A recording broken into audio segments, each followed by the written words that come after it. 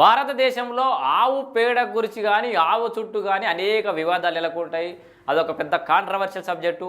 So కొంతమంది సనాతన ధర్మం అని చెప్పేసి ఆవు పేడ కానీ ఆవు కానీ పవిత్రమైనదిగా కొంతమంది భావిస్తూ ఉంటే దాంట్లో ఏం లేదని చెప్పేసి ఇంకొకరు విమర్శిస్తూ ఉంటారు. సో రెండు రకాల భిన్నాభిప్రాయాలు అయితే ఉన్నాయి. అయితే ఈ ఆవు ఏది ఏమైనా ఆవుకు సంబంధించిన పేడ ఒక విలువగలది, వాణిజ్యపరమైన అంశంగానైతే మనకి ఇక్కడ ఈ వార్త చూస్తే తెలుస్తుంది. సాధారణంగా పేడ కనిపిస్తే పక్కకు తప్పుకుని వెళ్ళిపోతుంటారు. కానీ ఆవు పేడతో అనేక ఉపయోగాలు ఉంటాయి. ముఖ్యంగా రైతులు ఆవు పేడను ఎరువుగా వాడుతుంటారు.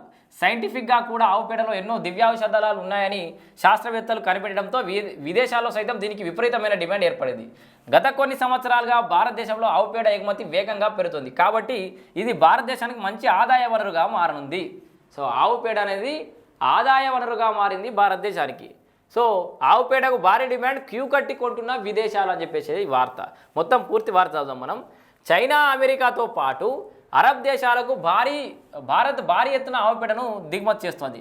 ఓ నివేదిక ప్రకారం 2023-24 సంవత్సరంలో భారత్ మొత్తం 125 కోట్ల విలువైన ఆవు పేడను ఎగుమతి చేసినట్టు తెలుస్తుంది. 125 కోట్ల రూపాయల విలువైన ఆవు పేడను ఎగుమతి చేసిందట.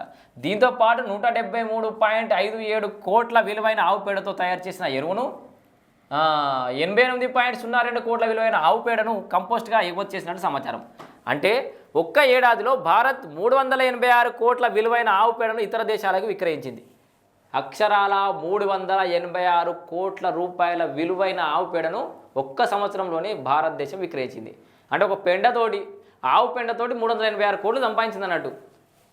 ఇక పేడ వల్ల ఏం లాభం, ఇంతలా కొనేందుకు అనే సందేహం చాలా మందిలో కలిగి ఉంటుంది.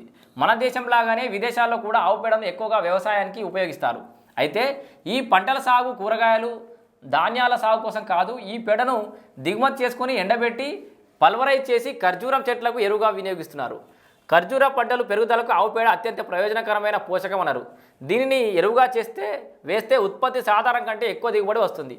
సో అక్కడ సైడు ఖర్జూర చెట్లు బాగా కదా ఇట్లా అరబ్ దేశాలల్లో, విదేశాలల్లో వాటికి ఎరువుగా వాడతారట. ఈ ఆవు పేడను ఎండబెట్టి ఇదేమో పల్వరైజ్ చేసి ఏదో చేస్తారట.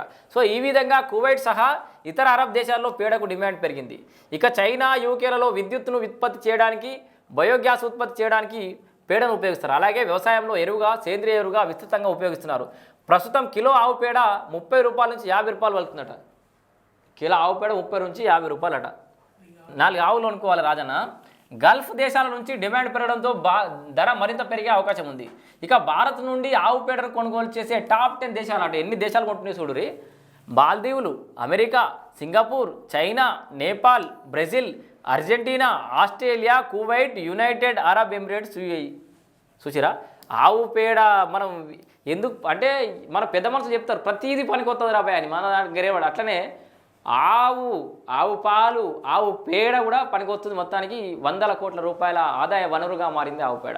సో చూడాలి మరి. ఇక దీని డిమాండ్ పెరిగింది కాబట్టి ఇక రైతులు కూడా పొలాల్లో వేసుకుంటూ బంద్ చేసి అది కూడా అమ్ముడు మొదలు పెడతారా, లోకల్గా పర్చేస్ చేసేటోళ్ళు కూడా పెరుగుతారా లేదా అనేది చూడాలి మరి ఆవు పేడకు సంబంధించి.